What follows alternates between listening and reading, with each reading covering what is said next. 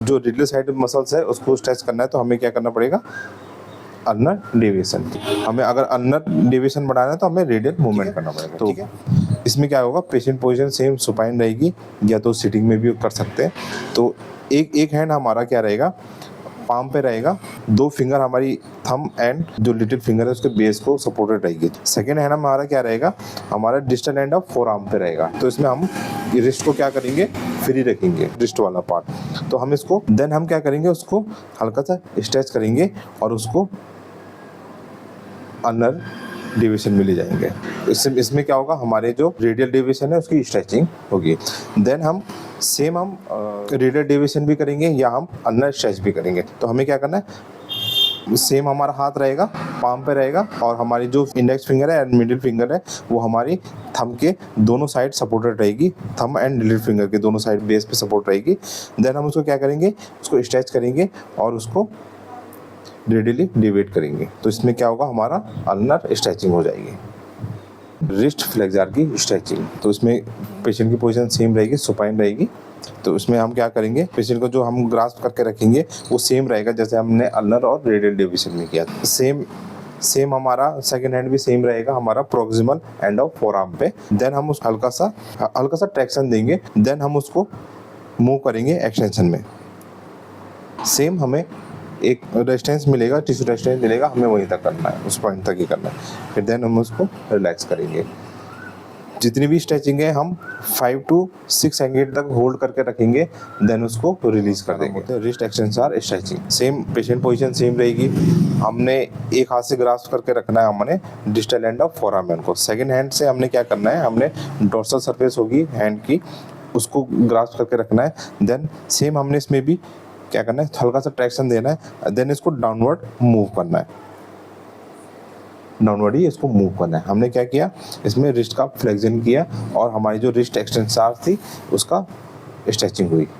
अब जो ये सेकंड मेथड है, हमने हमारा सुपिनेशन एंड प्रोनेशन का। तो हमने इसमें क्या करना है, आर्म को पहले सपोर्ट रखना है, ह्यूमरस के जो ह्यूमरस है उसको स्टेबलाइज करके रखेंगे ताकि शोल्डर में इंटरनल और एक्सटर्नल रोटेशन ना हो। तो हम क्या करेंगे, एक हैंड से हमने ग्रास्प करके रखा, पाम को ग्रास्प करके रखा सेम, और दूसरे हैंड से हमने क्या करा, ह्यूमरस को स्टेबलाइज करके रखा।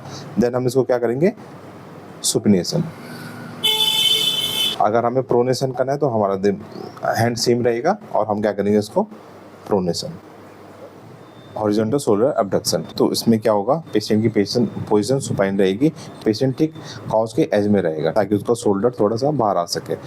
और इसके बाद क्या रहेगा कि हमारा जो हैंड पोजीशन रहेगी, थेरेपिस्ट की हैंड पोजीशन कैसे रहेगी, हमारे डिस्टल ह्यूमरस पे रहेगी। और जो सेकंड हैंड रहेगा वो हम उससे हम क्या करेंगे, शोल्डर को या स्कैपुला को स्टेबलाइज करके एंटीरियर एस्पेक्ट ऑफ ह्यूमरस को स्टेबलाइज करके रखेंगे। देन हम क्या करेंगे, इसमें हम इसको डाउनवर्ड मूव करेंगे।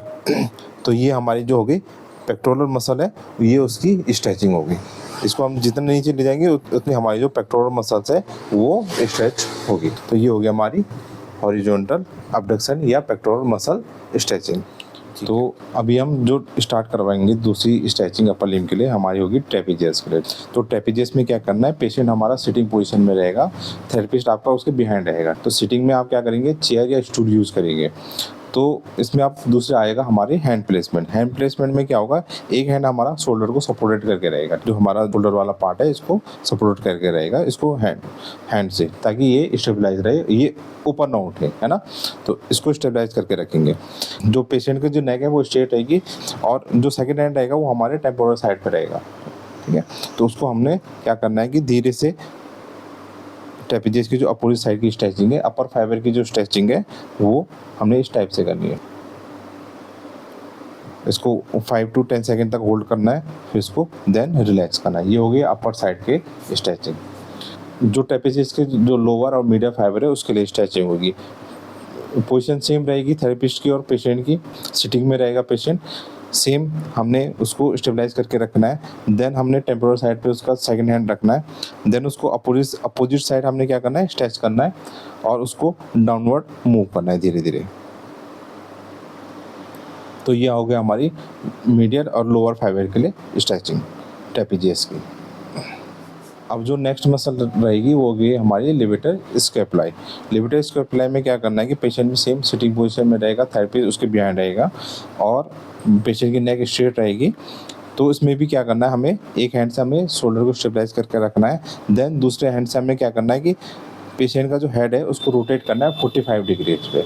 और अब क्या करना है कि हमें पेशेंट का जो चिन है उसको टक करना है नीचे के साइड, ठीक है। हमें ये साइड फ्लेक्शन नहीं करना है ना, ना ही हमें आगे की साइड ज़्यादा झुकना है, सिर्फ चिन टक करना है, चिन टक करना है बस। तो हमें एक हाथ से शोल्डर को स्टेबलाइज करके रखेंगे, सेकेंड हैंड से हम क्या करेंगे, जो पेशेंट की जो नेक है उसको 45 डिग्री तक उसको रोटेट करेंगे, देन उसको डाउनवर्ड मूव करेंगे या चिन को हमें क्या करना है, टक करना है। तो ये हो गया हमारी लिवेटर स्कैपुलाई के लिए स्ट्रेचिंग।